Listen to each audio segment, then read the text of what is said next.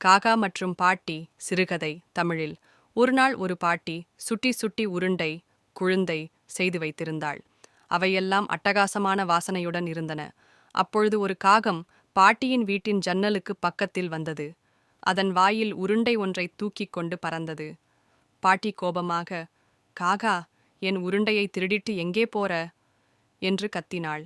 ஆனால் காகம் எதுவும் சொல்லாமல் ஒரு மரத்திலே சென்று அமர்ந்து விட்டது. பாட்டி விரைந்து ஓடி அந்த மரத்திற்கு கீழே வந்து, காகா, காகா, உருண்டை தா, இல்லைனா உன் இறகை புடுங்கிறேன். அதுபோல் பாட்டி பல பேருக்கு மழை, காற்று, மரம், பூனையிடம் முறையிடுகிறாள். எல்லோரும் காகம் இறங்கும்போது உதவ முன்வருகிறார்கள். இறுதியில் காகம் பயந்து உருண்டையை கீழே வீசிவிடுகிறது. பாட்டி அதை எடுத்து மகிழ்ச்சியுடன் வீட்டுக்கு போகிறாள்.